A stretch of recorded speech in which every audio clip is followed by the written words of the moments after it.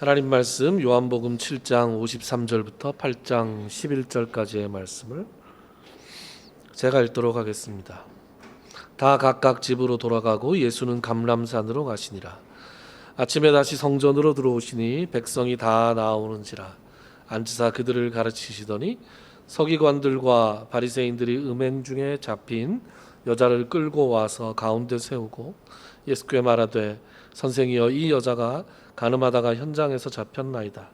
모세는 율법에 이러한 여자를 돌로 치라 명하였거니와 선생은 어떻게 말하겠나이까. 그들이 이렇게 말함은 고발할 조건을 얻고자 하여 예수를 시험함이로라. 예수께서 몸을 굽히사 손가락으로 땅에 쓰시니 그들이 묻기를 마지 아니하는지라.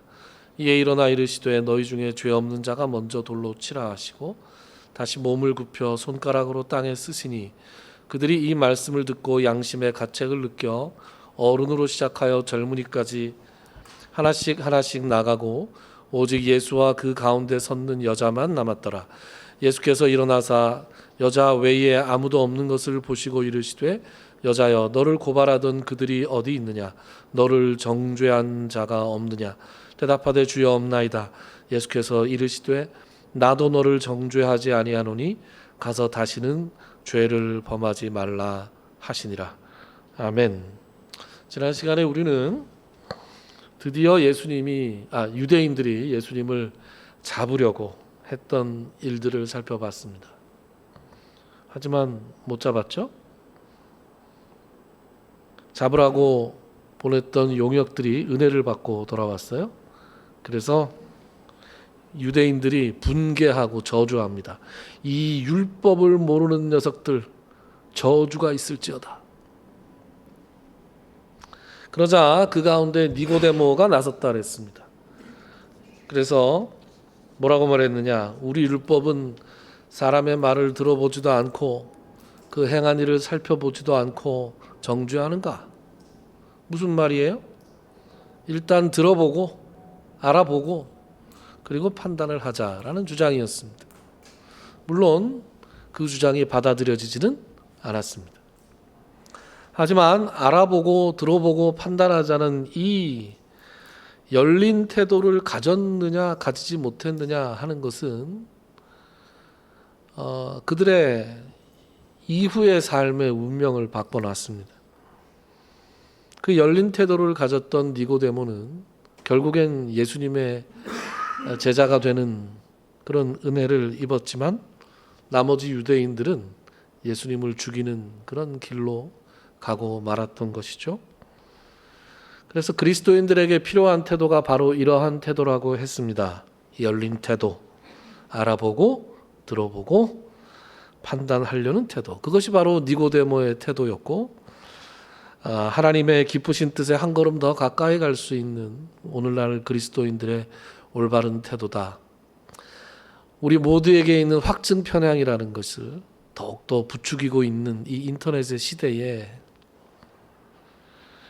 우리 모두에게 바로 이러한 니고데모의 태도가 있을 때 우리가 좀 더 하나님이 기뻐하시는 뜻에 합당한 삶을 사는 그런 그리스도인이 될 것이다 라는 말씀을 지난 시간에 드렸습니다.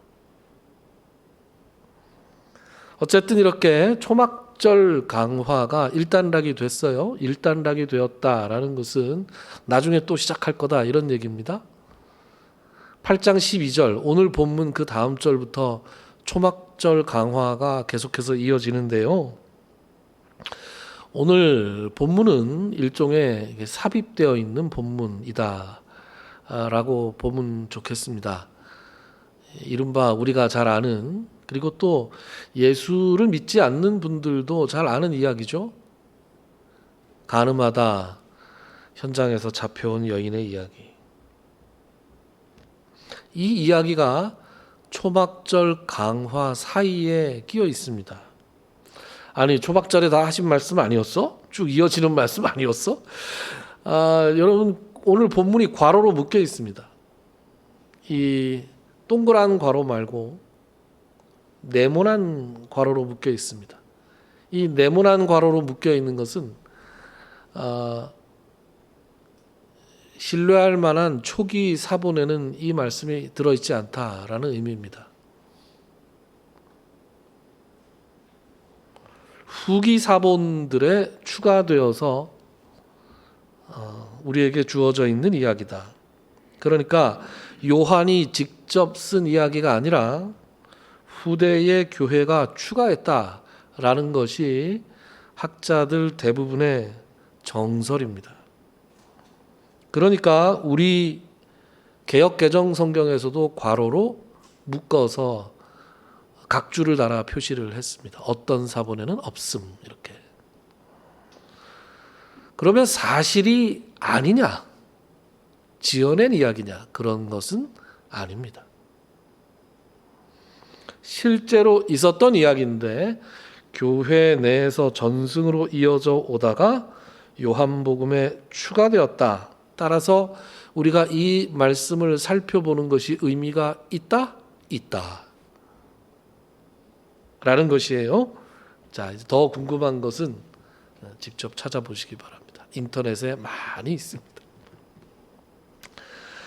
자, 이 이야기는 예수께서 성전에서 가르치실 때에 서기관들과 바리새인들이 음행 중에 잡힌 여자를 끌고 와서 예수님께 질문하는 것으로 시작되고 있죠. 우리 같이 한번 3절부터 5절을 같이 읽어봅시다. 시작. 서기관들과 바리새인들이 음행 중에 잡힌 여자를 끌고 와서 가운데 세우고 예수께 말하되 선생이여 이 여자가 간음하다가 현장에서 잡혔나이다. 모세는 율법에 이러한 여자를 돌로 치라 명하였거니와 선생은 어떻게 말하겠나이까. 아멘. 그들이 예수님께 이러한 질문을 했던 이유는 명확합니다. 그것은 예수님을 올무에 빠뜨리려 했던 것이죠. 그래서 6절에는 어떤 말씀이 이어지는가? 그들이 이렇게 말함은 고발할 조건을 얻고자 하여 예수를 시험함이로라. 이렇게 요한이 친절하게 그들의 의도를 파악해서 우리에게 제시해 주었습니다. 자, 이것이 함정이 되는 이유는 예수님이 어떻게 대답을 하셔도 문제가 되기 때문입니다. 돌로 쳐라. 그러면 당시에 유대인들에게는 사람을 죽이고 살릴 권한이 없었어요. 로마의 식민지였기 때문에. 그래서 그들이 빌라도에게 가서 예수님을 죽여달라고 하지 않습니까? 너희들이 직접 처리하지 왜 나한테 그러느냐? 나는 이 사람에게서 죽일 만한 어떤 죄도 찾지 못했다. 그렇게 얘기하니까 유대인들이 뭐라 그래요? 우리에게는 사람을 죽일 권한이 없나이다. 그렇게 얘기합니다. 그러니까 돌로 치라 그러면 로마 실정법에 어긋나는 것이기 때문에 예수님을 로마 질서에 반대하는 사람으로 몰아갈 수 있습니다. 그럼 반대로 돌로 치지 말라 이렇게 얘기하면 어떻게 돼요? 하나님을 자처하는 사람이 당신이 주신 율법을 거스르는 그런 대답을 하게 되는 것이잖아요. 그래서 이것이 함정이었다. 그들이 파놓은 함정이었다라는 것이에요. 그런데 여러분, 그러면 자기들은 어떻게 생각했을까요? 그런 생각 해보셨어요? 니들은 어떻게 생각하는데? 정말로 그들은 그 여자를 지금 돌로 쳐 죽이려고 데려온 것이었을까요? 그러면 자신들도 로마법상으로 문제가 되었을 텐데요.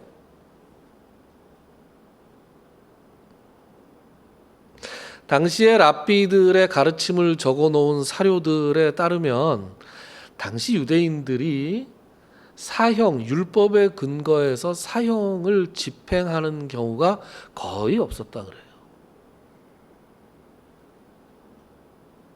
아니 여기 나오잖아 지금. 여러분 모세의 율법이 주어진 게 예수님 당시로부터 몇 년 전입니까? 1500년 전이에요. 우리나라 지금부터 1500년 전 뭐예요? 삼국시대예요. 여러분 삼국시대의 법대로 지금 우리가 합니까? 안 하죠. 아니 한 권의 책에 묶여져 있으니까 창세기 출애굽기 이렇게 나와 있으니까 그 사람들이 그렇게 했을 것이다라고 생각하는 건 우리가 너무 먼 나라에 또 먼 옛날 얘기를 하고 있기 때문에 그냥 다 뭐 2000년 전이나 5000년 전이나 뭐 그게 그거다 이렇게 생각해서 그렇게 그들이 살았을 거라고 생각하지만 사실은 1500년이라는 세월을 우리가 현실적으로 생각하면 이건 넌센스예요. 그러니까 예수님 당시에 모세의 율법이 액면 그대로 지켜졌다? 그렇게 생각하기가 어렵습니다. 그들도 이 여자를 돌로 쳐서 죽이기가 어려웠을 거예요.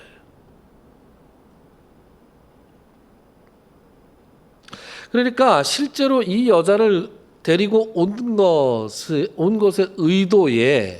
의 중에 이들이 정말로 하나님의 율법을 사랑해서 그 율법으로 인한 율법을 어기고 악을 자기들 가운데 들여온 이 사람들을 용납하지 못해서 이 하나님의 의를 실천해야 되겠다 그런 생각으로 온 게 아니었다는 거예요. 그들에겐 그런 정의감도 없었고 그런 권한도 없었어요. 게다가 이 사람들은 자기들이 내세우는 율법도 사실은 왜곡하고 있습니다. 이들이 지금 내세우고 있는 근거가 뭐예요? 모세는 율법에 이러한 여자를 돌로 치라 명하였다. 그죠? 그렇게 얘기했죠. 맞는 것 같죠? 율법을 한번 찾아보자고요. 제가 아까 뭐라 그랬어요? 제가 지난 시간에 김홍규 목사가 얘기하는 것도 들어보고 알아보고 판단해라 이런 얘기 했잖아요. 자, 두 군데를 찾아볼 수 있습니다. 레위기 2장 10절과 신명기 22장 23절부터 24절이에요. 제가 읽을게요. 레위기 2장 10절 누구든지 남의 아내와 간음하는 자 곧 그의 이웃의 아내와 간음하는 자는 그 간부와 음부를 반드시 죽일지니라. 신명기 22장 23절부터 24절 처녀인 여자가 남자와 약혼한 후에 어떤 남자가 그를 성읍 중에서 만나 동침하면 너희는 그들을 둘 다 성읍 문으로 끌어내고 그들을 돌로 쳐 죽일 것이니 그 처녀는 성 안에 있으면서도 소리 지르지 아니하였으며 그 남자는 그 이웃의 아내를 욕보였음이라. 너는 이같이 하여 너희 가운데에서 악을 제할지니라. 자, 일단 레위기 말씀에 보면 돌로 치라는 말이 없죠. 네, 돌로 치라는 말이 없습니다. 죽이라는 말은 있으나 구체적으로 어떻게라는 말씀은 나오지 않습니다. 그런데 신명기 말씀에는 돌로 쳐 죽이라는 말이 나옵니다. 말씀이 나옵니다.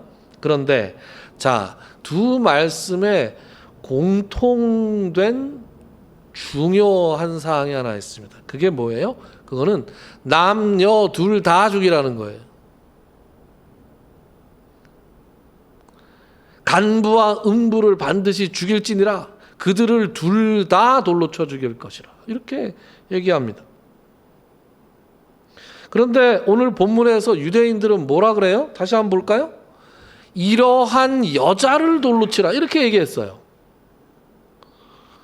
둘 다가 여자로 바뀌었습니다.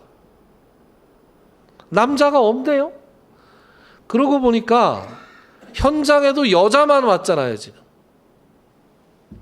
여자 혼자 간음을 하고 있었다? 이게 있을 수 없는 얘기죠.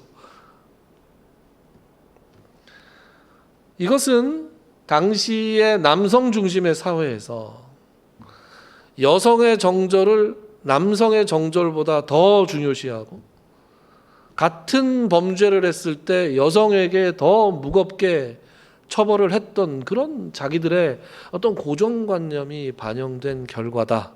그래서 하나님의 말씀도 남녀에서 남자를 쏙 빼버리고 여자에게만 이런 여자를 돌로 치러 했습니다.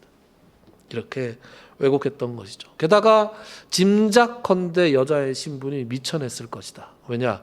귀한 집 딸이면 이렇게 하기가 어려웠을 거다. 공개적으로 아주 한가운데 세워서 지금 죽이기도 전에 이미 죽은 거나 다름없는 사람을 만들었어요. 이 사람 앞으로 살아갈 수 있겠어요? 정말로 예수님의 판단을 구하는 것이 이들에게 중요했다면 이 여자를 어디다가 이렇게 데려다 놓고 라피어 이러한 일이 있었는데 당신의 생각은 무엇입니까? 이렇게 물어봤을 거예요. 그런데 이들에게 필요했던 건 예수님의 견해가 아니라 퍼포먼스였어요. 사람들의 이목을 집중시켜야 되는 거예요. 여자 한 명을 데리고 와서 가운데 세워놓고 사람들의 시선이 확 쏠리면 거기에서 예수님을 올무에 올가 넣으려고 이들은 함정을 파고 있었던 것이죠. 여러분, 어떻게 이렇게 이 여자에게 이렇게 가혹하게 할 수 있느냐? 어떻게 여자와 남자에게 이렇게 이중적인 잣대를 들이댈 수 있느냐? 우리 사회도 예전에 그랬어요. 한 세대 전반 하더라도 남자가 바람을 피면 시어머니가 며느리한테 뭐라 그랬어요? 아, 남자가 그럴 수도 있지, 이렇게 얘기했어요. 네가 좀 잘하라. 네가 저 옷차림이 그게 뭐냐, 좀 이쁘게 하고 있으면, 이런 얘기를 했다고요. 이게 말입니까? 친정 엄마들은 마음은 아파했지만 그래도 어떡하겠니? 난 네가 참고 살아라, 이렇게 얘기했어요. 비슷했다고요. 불과 한 세대 전이에요. 저희 부모님 세대.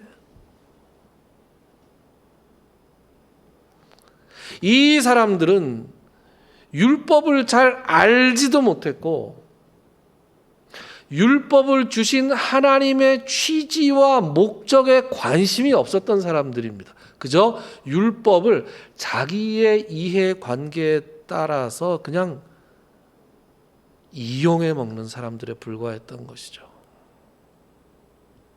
자, 이들이 파놓은 함정에 예수님은 어떻게 대응하셨는가? 일단 빨리 대답을 안 했어요. 이게 되게 중요합니다. 우리 6절부터 8절을 같이 읽어볼까요? 시작. 그들이 이렇게 말함은 고발할 조건을 얻고자 하여 예수를 시험함이로라. 예수께서 몸을 굽히사 손가락으로 땅에 쓰시니 그들이 묻기를 맞이 아니하는지라. 이에 일어나 이르시되 너희 중에 죄 없는 자가 먼저 돌로 치라 하시고 다시 몸을 굽혀 손가락으로 땅에 쓰시니. 아멘. 6절 즉시 대답을 하지 않으시고 몸을 굽히사 손가락으로 땅에 무언가를 쓰셨다. 그러자 그들이 묻기를 맞이 아니했다. 이게 헬라어 원문에 더 가깝게 번역하면 다그쳐 물었다, 이렇게 되어 있습니다. 딱 걸렸어. 아주 그냥 딱 걸렸어. 대답 못하겠지. 빨리 대답해. 왜 대답 못해? 이런 속으로 쾌재를 부르면서 자기들이 기가 막힌 함정을 팠다, 이렇게 생각하면서 대답을 강요했던 것이죠. 그렇게 의기양양하게 예수님께 다그쳐 묻고 있을 때 예수님께서 쓰기를 멈추시고 일어나셔서 대답을 하셨죠. 뭐라고요? 너희 중에 죄 없는 자가 먼저 돌로 쳐라.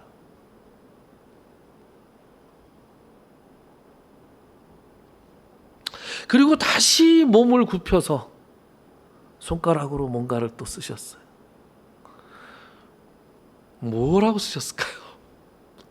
여러분 궁금하지 않습니까? 뭐라고 쓰셨을까요? 궁금하죠? 저만 궁금했던 게 아니라 여러분들이 궁금했던 것만이 아니라 역대 모든 성경을 읽은 사람들이 다 궁금해했습니다. 뭐라고 쓰셨을까? 그런데 알 도리가 없습니다. 이거 어떻게 알아요? 성경이 말 안 해주는데. 짐작이 있어요. 그럴듯한 짐작 한 두 개만 소개시켜 드릴게요. 예레미야 17장 3절에 보면 여호와를 떠나는 자는 흙에 기록될 것이다, 이런 말씀이 나옵니다.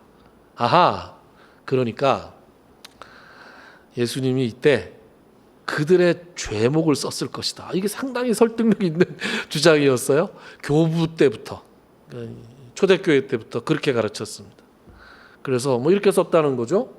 서기관, 홍길동, 뇌물, 바리새인 임꺽정, 횡령, 이렇게 썼다는 거죠. 예수님이 그렇게 쓰셨을까? 안 그랬을 것 같아요. 그런데 하여튼 그런 주장이 있습니다. 또 어떤 말씀이 있느냐? 손가락에 착안한 주장이 있어요. 손가락. 여러분, 하나님의 손가락이 성경에 등장하는 때가 있죠. 언제입니까? 출애굽기에 보면 모세가 십계명을 받으러 시내산에 올라갔을 때 그 십계명 돌판에 하나님께서 손가락으로 직접 글씨를 쓰시잖아요. 그러니까 손가락이 등장했다는 것은 땅에 율법의 뭔가 핵심적인 말씀을 쓴 것 아니냐. 이들이 탁 그걸 보고 뭔가 마음이 쿵 할 정도의 말씀을 쓰신 것 아닐까. 손가락이 또 나오는 때가 있죠. 손가락 또 언제 나왔습니까? 다니엘서에 나온 적 있죠. 예? 벨사살이라고 하는 왕이 교만이 끝에 달해서 성전에 있는 여호와 하나님의 성전에 있던 그릇을 다 꺼내가지고 그걸로 파티를 했잖아요. 그때 벽면에 손가락이 나와서 메네 데겔 우바르신 이렇게 썼잖아요. 그래서 가뿐 싸 분위기가 싸해져가지고 그 흥이 싹 깨졌습니다. 그래서 이게 무슨 뜻이냐. 근데 그 손가락은 뭐라고 나와 있냐면요, 사람의 손가락들이 나왔다 이렇게 기록이 되어 있어요. 그래서 내용은 하나님의 심판의 메시지인데 사람들의 손가락이라고 표현을 해서 하나님의 손가락인지 아닌지 불확실하다. 어쨌든 손가락이 나왔어요. 손가락을 중심으로 해서 뭔가 율법의 핵심되는 그들의 마음을 흔들어 놓을 만한 글을 쓰셨다라는 주장이 있습니다. 결론은 뭐예요? 모른다. 재미있는 생각을 좀 해볼 수는 있다. 그런데 말이죠, 제 생각에는 무엇을 쓰셨느냐 보다 무언가를 쓰신 그 행위 자체가 중요하다라고 생각합니다. 뭘 쓰는지는 모르지만 그동안 약간의 시간이 있는 거예요. 약간의 정적이 흐르는 거예요. 그들에게 침묵의 시간이 살짝 주어집니다. 여러분 침묵 기도 해보신 적 있습니까? 무건수행 침묵 기도. 오래전에 제가 카톨릭 수녀님들이 운영하는 수도원에 가본 적이 있어요. 방문한 게 아니라 이렇게 닷새 동안 침묵 기도를 하러 간 적이 있습니다. 우리 개신교는 좀 요란하잖아요. 그래서 막 시끄럽게 막 소리도 막 빡빡 지르고 이러면서 소리 막 고래고래 통성기도도 하고 그래야 또 이게 또 컬컬하게 또 이렇게 요새 컬컬해. 옛날 권사님들 그런 말씀 많이 하셨는데 시원해지는 게 있습니다. 그런데 좀 이렇게 조용하진 않죠. 근데 거기 갔더니 이제 또 제가 예수님을 처음 만난 곳이 예수원 성공회에서 운영하는 수도원이었단 말이에요. 거기서 또 침묵 시간이 있습니다. 그러니까 수도원 전통에 이 침묵 기도 전통이 있는데 보통 소침묵, 대침묵 이렇게 얘기해요. 소침묵 시간에는 아주 필요한 말 정도 합니다.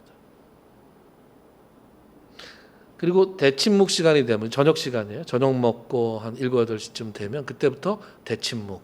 이때는 어떤 소리도 내지 않습니다.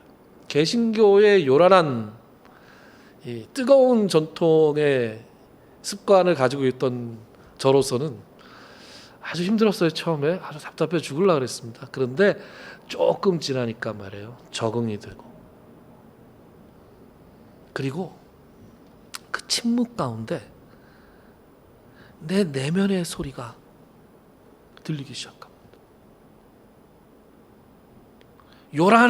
요란했을 때는 들리지 않았던 제 자신의 목소리가 이 속에서부터 울려나오는 것을 들을 수가 있고, 그 다음에는 하나님의 미세한 음성이 들리기 시작합니다. 이게 침묵 기도의 힘이에요. 침묵의 힘이다. 여러분 지금 이 본문에서 다들 분기탱천해서 와 있잖아요. 그죠? 왁자지껄한 거예요. 서기관들 소리 지르죠. 바리새인들 소리 지르죠. 군중들은 또 무슨 소리인지 모르게 막 소리 지르죠.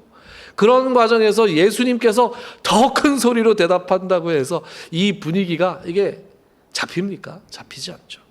그래서 예수님께서는 침묵하시는 겁니다. 그리고 땅바닥에 손가락으로 뭐라고 막 쓰시고 계세요. 정적이 흐르고 이 고조되었던 분위기가 이렇게 차가워지는 겁니다. 이제는 예수님께서 아주 조그맣게 말씀하셔도 다들 대답할 수 있을 정도로 분위기가 순식간에 잡힌 거죠. 이거 봐라, 분위기 바뀌네. 서기관들과 바리새인들은 지금 분위기가 저쪽으로 넘어가는 것 같아서 초조했어요. 그래서 자꾸 다그쳐 묻는 거예요. 빨리 대답하라고. 분위기 왜 이래?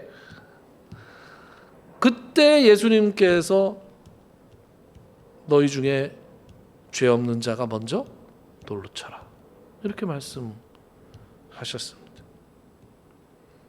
그리고 다시 몸을 굽히시고 손가락으로 또 뭘 쓰셨단 말이에요. 너희들이 어떻게 반응하는가 하는 따위는 나는 중요하게 생각하지 않는다. 여러분, 이거 밀당이에요. 고도의 밀당입니다. 여러분, 밀당에서 이기려면 어떻게 해야 돼요? 급하면 지는 거예요. 결론을 먼저 내고 싶어하는 사람이 지는 거예요. 예수님은 지금 사람 한 사람의 목숨이 왔다 갔다 하는 이 상황에서 블러핑을 잔뜩 해놓고 포커페이스를 딱 유지하시고 땅바닥에 쓰고 계시는 거예요. 정적이 다시 흘렀겠죠. 그 정적 가운데 그들 한 사람 한 사람의 마음 속에서 이 내면의 소리가 이제 흘러나오기 시작했습니다. 그리고 하나님의 음성이 들리는 거죠. 너는 뭔데 저 여자를 정죄하고 있냐? 넌 뭔데 저 여자를 돌로 치려고 하느냐? 그리고 놀라운 말씀이 나오죠. 9절 같이 읽어볼까요? 시작. 그들이 이 말씀을 듣고 양심의 가책을 느껴 어른으로 시작하여 젊은이까지 하나씩 하나씩 나가고 오직 예수와 그 가운데 섰는 여자만 남았더라. 아멘. 이 짧은 시간에 그들이 양심의 가책을 느끼는 놀라운 일이 일어났습니다. 이게 침묵의 힘이에요. 침묵 가운데 하나님이 일하신 거죠. 어른부터 젊은이까지 하나씩 하나씩 그 자리를 떠나갔다. 서기관들과 바리새인들도 당황해서 아마 자리를 떠나지 않았을까. 그리고 최종적으로 예수님과 그 가운데 섰던 여자만 남았습니다. 그래서 10절 예수께서 일어나사 여자 외에 아무도 없는 것을 보시고 이르시되 여자여 너를 고발하던 그들이 어디 있느냐? 너를 정죄한 자가 없느냐? 대답하되 주여 없나이다. 예수께서 이르시되 나도 너를 정죄하지 아니하노니 가서 다시는 죄를 범하지 말라 하시니라. 예전에 저는 말이에요, 이 부분이 좀 잘 이해가 안 됐어요. 그래도 죄는 죄 아니야? 어떻게 아무 일 없다는 듯이 이렇게 정죄하지 않으실 수가 있어? 그래서 뭐 단도리를 해주셔야 되는 거 아니야? 이런 생각을 했습니다. 그런데 이번에 말씀을 준비하면서 기도하는 가운데 하나님이 어떤 말씀을 하셨냐면, 야 김 목사, 내가 너도 정죄 안 했어.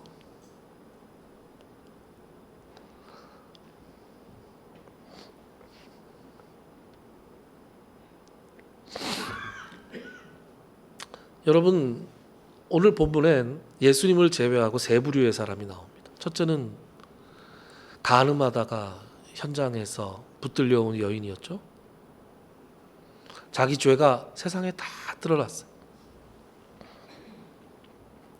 그냥 세상 앞에 발가벗겨져서 숨길 수 없는 그런 사람입니다.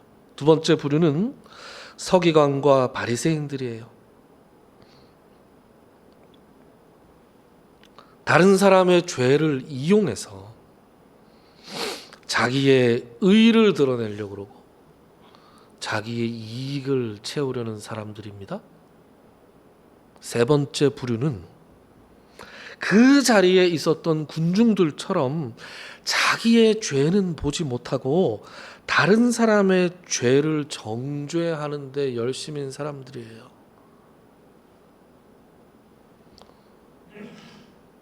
예수님은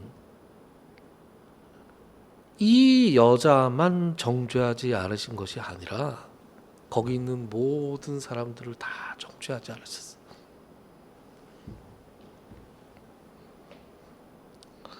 여러분, 하나님 앞에서 보면 이 세 부류의 사람이 다 똑같은 사람들이에요. 용서를 받지 않으면 살아갈 수가 없는 죄인들이고 하나님의 은혜와 자비가 아니면 단 하루도 버텨낼 수 없는 그런 존재들이에요. 나도 너를 정죄하지 아니하노니 가서 다시는 죄를 범하지 말라. 이 말씀은 단지 그 여자 한 사람에게만 하신 말씀이 아니라 그 자리에 만약에 군중들이 남아 있었다면, 그 자리에 서기관과 바리새인들이 있었다면 똑같이 예수님께서 주셨을 그 말씀이다. 그리고 지금 이 시간에 여기에 있는 우리 모두에게도 날마다 매 순간마다 하나님이 해 주시는 그런 말씀인 것입니다. 내가 너 정죄하지 않을게. 가서 다시 그리스도인답게 좀 살아봐.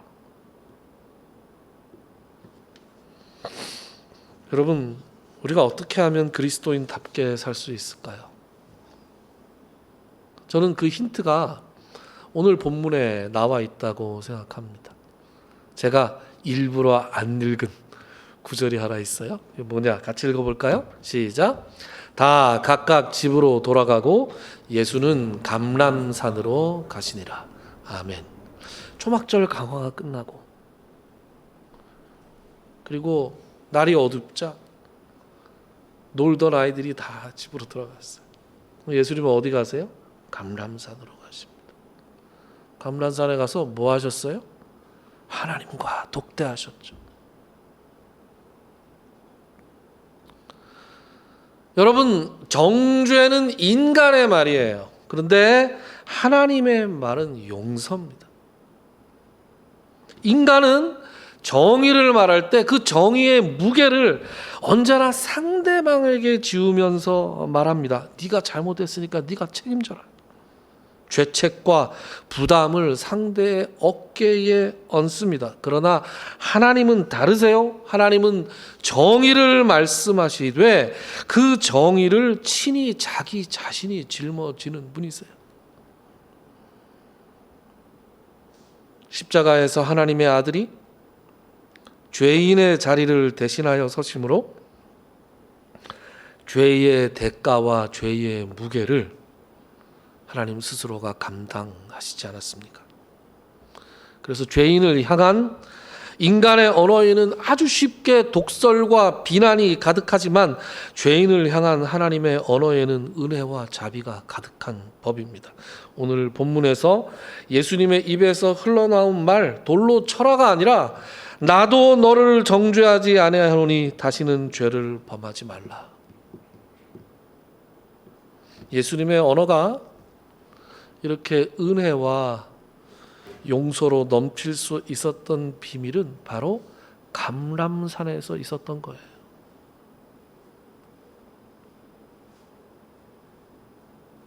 사람들은 다 집으로 돌아갔을 때 홀로 감람산에 가셔서 하나님 아버지와 교제하면서 하나님의 생각을 내 생각으로 가지고 하나님의 마음을 내 마음으로 가지고 그렇게 다시 내려와서 성전에 가서 사람들을 만나서 가르치실 때 그 입에서 하나님의 언어가 나오는 것이죠.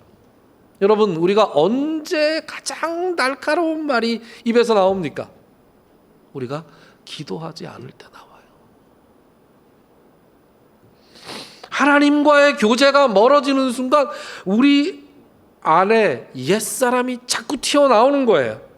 그래서 우리의 생각과 행동이 자꾸 독설과 정죄로 가득 차게 되는 것입니다. 그래서 우리에게 가장 필요한 시간이 어떤 시간이다? 감람산의 시간이다. 하나님과 독대하는 시간이다.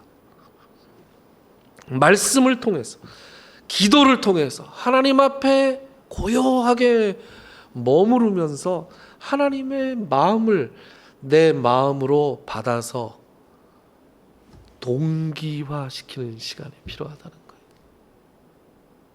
그럴 때 우리의 생각이 하나님의 은혜와 자비로 가득 차게 되고 우리의 입에서는 상대를 향한 온유와 용서의 말이 흘러나오게 될 것입니다. 나도 너를 정죄하지 아니하노니 가서 다시는 죄를 범하지 말라. 오늘 이 말씀을 가슴에 품고 돌아가는 우리가 되었으면 좋겠습니다. 기도합시다.